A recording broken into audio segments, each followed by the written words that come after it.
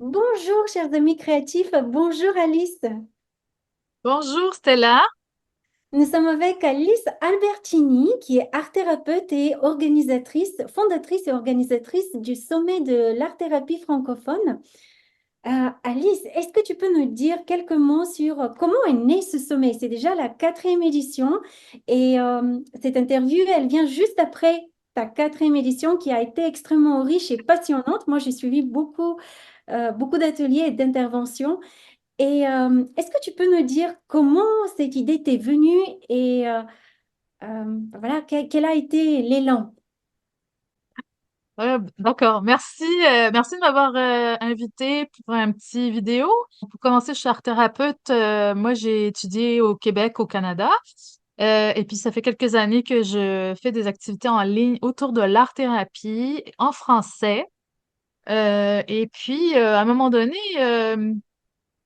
j'avais envie vraiment que les francophones puissent en parler parce que je voyais comment c'était différent, l'art-thérapie, comment elle est enseignée et partagée en Europe, par exemple. Donc, je voulais inviter qu'on apprenne les uns des autres. Et puis, comme c'était le COVID, ben, on dirait que ma créativité s'est mise à dire, ah, mais on pourrait faire des choses en ligne pour le public, avec des ateliers, avec des conférences, pour ben, justement faire un peu plus connaître et reconnaître ce champ de compétences. Moi, je considère ça comme une profession, mais pour on comprenne que c'est beaucoup plus que du livre à colorier, hein. Donc, et voilà, ben, j'ai commencé à partir, puis là, ben, on est déjà à la quatrième édition. Ça a eu lieu fin avril. Et puis, ben, c'est ça, c'était fantastique. On a eu beaucoup de participants en ligne, il y a beaucoup des merveilleux invités de plusieurs pays, du public aussi de plusieurs pays. Fait que c'était vraiment une belle expérience. Oui, moi je suis toujours émerveillée aussi par la profondeur du contenu et de ce qu'on peut sortir aussi comme formation pour nous-mêmes, qu'on soit art thérapeute ou pas d'ailleurs. Par exemple, moi j'exerce en tant qu'enseignante, mais je trouve toujours énormément d'inspiration dans les partages des arts thérapeutes. Et, euh, et tu sais, tu viens de dire, oui, l'art-thérapie, ce n'est pas du livre à colorier. Il y a énormément de profondeur et de richesse à découvrir, que ce soit sur le plan personnel, pour notre développement personnel ou dans notre exercice professionnel, qu'il soit art thérapeutique ou créatif, autre, hein. Et c'est ça que j'aime beaucoup dans ton sommet. Comment tu Ouais. arrives? Tu as vraiment des approches très variées. Tu réunis des approches très variées au sein de ton sommet. Et tu peux nous en parler un peu plus de la variété Mais des en fait, approches? oui. C'est intéressant comme question parce que au début, quand j'ai commencé à inviter des gens pour faire des conférences, c'était pour être autour de l'art-thérapie, mais j'ai pas vraiment réfléchi à qui ça s'adresse exactement. Et il se trouve que j'ai à la fois invité des professeurs d'université qui font des présentations assez pointues, et j'ai invité des gens qui ont une expérience de vie avec telle clientèle, qui sont aussi des artistes. Donc en fait, on a vraiment une palette très diverse de façons de le voir. Il y a des gens qui sont très axés sur l'histoire de l'art, d'autres qui sont très axés sur la recherche. Donc en fait, on a vraiment une palette diversifiée. Selon le continent où on est aussi, la façon de présenter et de travailler en art-thérapie ou en musicothérapie ou en dramathérapie, parce que maintenant on inclut les autres métiers des thérapies créatives sont différentes. Alors on a vraiment une richesse puis une variété incroyable et ça attire donc des gens qui aiment la créativité, qui s'intéressent à comment exprimer nos émotions, faire de l'introspection via une création d'art plastique. Il y a des professionnels du soin ou de la relation d'aide qui ne sont pas des art thérapeutes, mais par exemple des psychologues, des infirmières. Toi, tu es enseignante. Il y a des gens qui veulent se réorienter aussi, des gens qui sont en recherche de réorientation et qui sont curieux du métier. Parce que là, on a vraiment des gens qui disent, ben voilà comment je travaille avec telle personne, avec tel type d'enfant ou de autisme ou personnes âgées ou des gens qui sont handicapés, par exemple. On travaille pas de la même façon. Mais il y a aussi des gens qui sont très poètes, qui aiment faire de la musique ou de l'improvisation. il y a des gens pour qui pratiquer un art aide à activer l'élan vital. Donc ça peut vraiment s'adresser enrichir n'importe qui est juste curieux et puis qui a envie de faire les expériences, quoi. Donc c'est pour tout le monde. Excellente façon de prolonger notre formation continue quand on est art thérapeute ou Exactement. professionnel de la créativité, que ce soit dans l'éducation, dans l'enseignement. Et à la fois, c'est aussi une excellente façon de travailler sur nous-mêmes, sur le plan personnel par la Exact. créativité. Moi, j'ai eu beaucoup d'ateliers qui m'ont touché aussi sur le plan personnel, parmi les ateliers que j'ai suivis dans ton sommet. Euh, Par exemple, l'atelier sur les prénoms, de Oui. Gabriel et Maria. C'était un atelier qui remue vraiment, un atelier créatif où on plonge vraiment pas seulement dans l'histoire, dans l'historique, mais aussi euh, dans le sens, dans l'énergie de notre prénom et de tout ce que ça véhicule pour nous. Et quand on arrive à exprimer ça sur une feuille, mais est-ce que cette feuille, est-ce que cette création va nous renvoyer? Ça ouvre vraiment des dimensions et des pistes pour nous très concrètes parfois. Euh, et Ben, et c'est ça qui est fort fantastique avec l'art-thérapie. Moi, ma spécialité, c'est les arts plastiques. Donc, on propose des dispositifs avec la peinture, le collage ou bien bricolage, du matériel un peu trois dimensions, mais on fait plus vers les arts plastiques, le modelage, l'argile. Et en fait, c'est toujours beaucoup plus profond que qu'est-ce que ça a de l'air. oui, C'est-à-dire que si quelqu'un passe et voit les gens en train de faire un dessin, il dit, ah, vous êtes en train de dessiner, bon, c'est tout. Alors que pour les gens qui sont en train de dessiner, c'est beaucoup plus qu'un dessin. Donc là, tu es en train de parler du prénom. Ben, si les gens nous passaient puis avaient vu un groupe de personnes en train de créer sur leur prénom, ils se seraient demandé ce qui se passe, mais en fait, ça va très, très, oui, ça résonne sur notre identité, sur notre famille, sur et tout ça, notre histoire personnelle. Donc, ça va très vite, très profond et ça peut être très touchant aussi. Et dans cet atelier, il y a eu des personnes qui ont confié que ça les a réconciliés avec leur prénom, qu'ils jugeaient trop ceci, pas assez cela, ou qu'ils aimaient pas trop, et que le fait de créer visuellement, parce que là, c'était vraiment chaque lettre du prénom. Il y a des gens qui avaient des prénoms très longs, alors on n'avait pas trop de temps pour créer. Donc, ils ont enlevé des lettres. En tout cas, et il y a des gens qui voulaient pas leur prénom, ils prenaient leur surnom, par exemple, et ça a donné plein de différentes expériences, mais juste un simple atelier sur le prénom, oui, ça peut aller nous aider à nous connaître mieux, en fait. ouais. Euh, Parce que c'est quelque ça, c'est part notre juste... énergie. Moi, je me rappelle, ça m'a chargé d'énergie. Ça m'a donné de l'énergie, surtout dans une période où j'étais un tout petit peu comme ça dans un petit creux. Alors là, j'ai reçu vraiment de l'énergie juste par mon prénom. Et bon, je peux partager hein, si tu veux. Je ne sais pas si Oui, c'est avec plaisir. et ce que j'aime beaucoup, c'est que le but, ce n'est pas de faire beau, mais Jamais. c'est- qu'est-ce qui va nous toucher, qu'est-ce qui va sortir comme message pour nous et euh, comme énergie pour nous Mais, à oui. travers cet atelier, à travers ce processus créatif. Donc voilà, j'ai beaucoup gribouillé, j'ai cherché comment associer les lettres de mon prénom, le T, et puis j'ai utilisé la langue dans différents sens. Par exemple, le S, la spirale, mais le T comme tree en C'est anglais, parce que devenu des symboles, c'est devenu voilà, des beaucoup de oiseaux, un symboles, arbre, un et arc-en-ciel. puis le A comme Mm. arc-en-ciel. Et, euh, et puis, après, je me suis rendu compte, mais on peut se raconter toute une histoire juste à travers les lettres de notre prénom. Oui, C'est- tout à fait. Ben moi, quand j'ai fait l'atelier, c'était pas moi qui guidais. Après, je me disais, mais je pourrais faire 3 jours là-dessus, juste sur ce thème, parce que j'ai plein d'idées. C'est comme si c'est une première porte de faire les lettres, parce qu'ensuite, on pourrait faire les lettres, le nom de famille, par exemple, aussi. On pourrait faire un travail de création à partir de notre nom de famille. Euh, Après ça, chaque lettre moi, ça, c'était des personnages. Pour moi, les lettres du prénom, de mon prénom, sont devenues des personnages qui étaient une famille un peu dysfonctionnelle, mais j'avais envie de voir qu'est-ce qu'ils me raconteraient comme histoire, comme des personnages qui ont une histoire. Puis là, je dis, mais Oui, ça ouvre mon imagination. Je sais pas trop si ça veut dire quelque chose sur moi personnellement, toutes ces lettres et tout ça, mais je sais que ça avait vraiment stimulé ma créativité beaucoup. Et j'avais plein d'idées après. Ouais.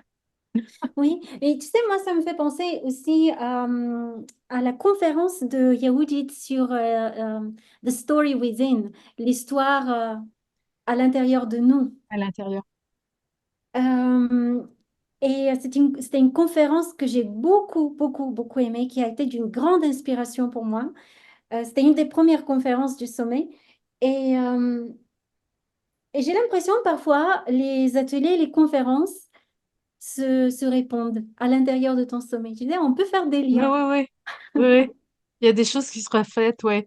Euh, Yehudit, Silverman, c'était une de mes professeurs, puis c'est une des conférences qui était en anglais, que j'ai sous-titré en français. C'est la seule, parce que toutes les autres sont en langue française, mais je trouve qu'elle est tellement, son savoir et sa façon de travailler m'ont tellement marqué personnellement que je voulais l'inviter, malgré que c'est en anglais, elle ne parle pas le français. Mais oui, en fait, je sais pas, c'est très varié, ça dépend chaque année, hein, qu'est-ce qu'il y a. J'essaye de trouver quelqu'un sur un sujet qui n'a pas encore été traité. Donc, par exemple, il y a 2 ans, j'étais là, il faudrait que je trouve quelqu'un qui travaille avec les personnes atteintes d'Alzheimer. Finalement, j'en ai eu 2 l'an dernier. Là, cette année, je voulais quelqu'un qui travaille avec les adolescents parce qu'on n'avait pas, on avait déjà fait les enfants, on avait déjà avec les enfants autistes, mais on n'avait pas vraiment les adolescents parce que c'est une population, une clientèle pour les professionnels du soin qui n'est ni adulte ni enfant. Donc, il y a une manière, en tant que professionnel, là, on a besoin d'apprendre à comment être avec eux pour les inviter dans ce monde-là de création et tout. Euh, Puis j'aime ça aussi inviter des gens de différents pays. Donc on a Abdelbasset Touati, c'est un médecin de Tunisie. Donc lui, il travaillait avec des toxicomanes. Donc j'ai invité quelqu'un qui n'est ni de l'Europe ni du Canada.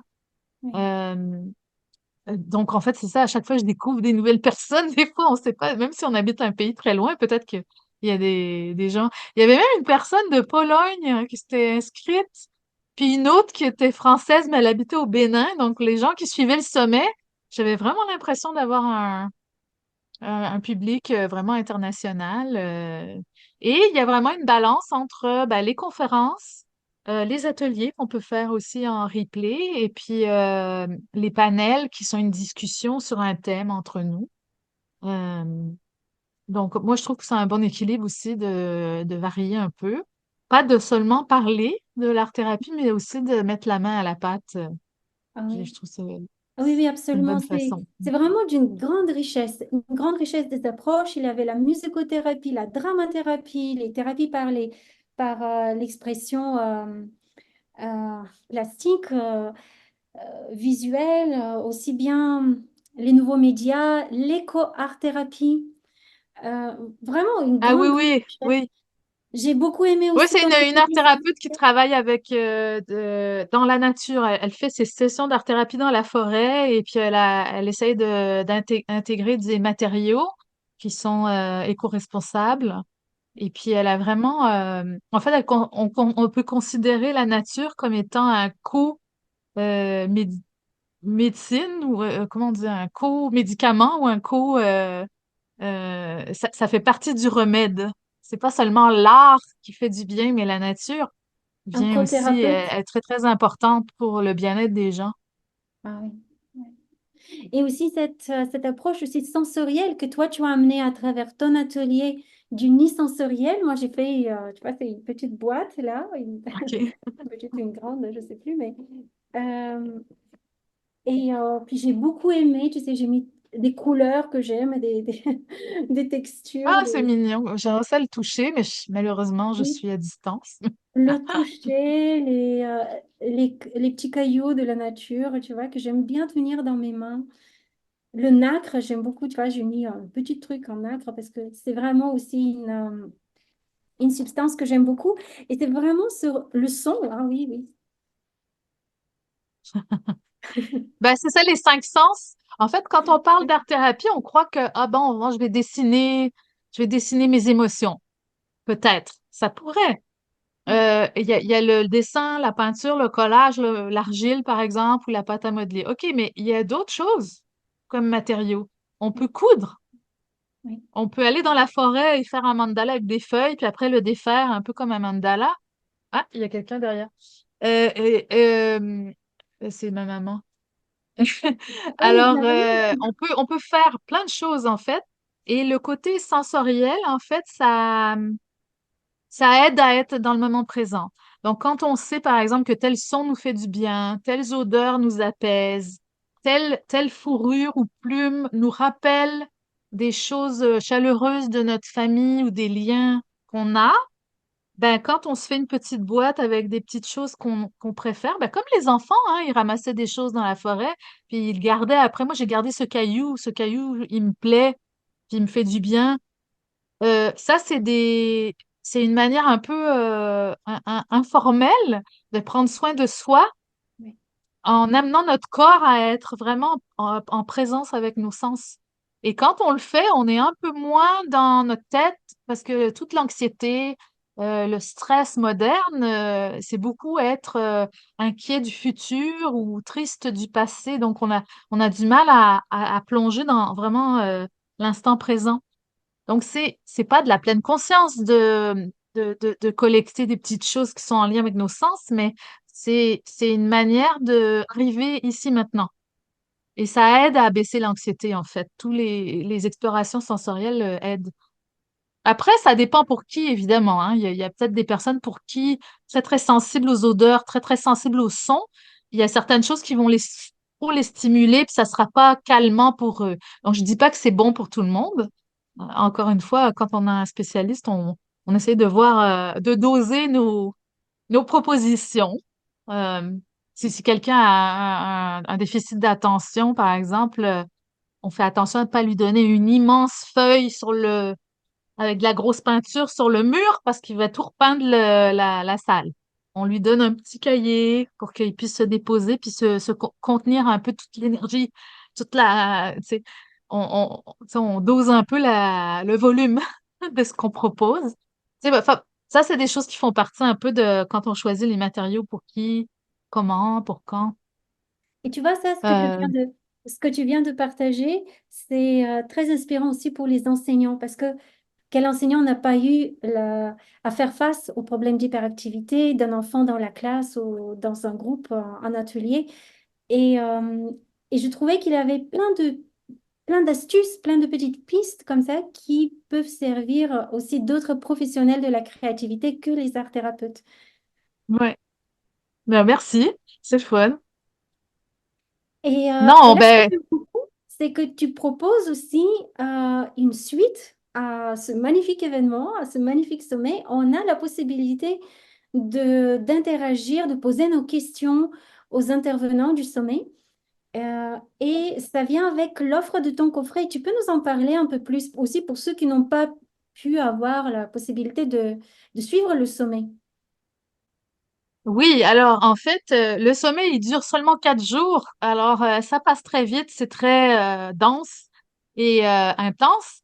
Et ensuite, tout ce qu'on a présenté pendant le sommet va être hébergé dans ce qu'on appelle un coffret. Donc, c'est un produit numérique où vous pouvez aller revoir toutes les conférences, revoir les ateliers. Et il y a encore plein de bonus en plus. Et tout ça, il y a des audios, il y a des transcriptions, il y a toutes sortes de choses.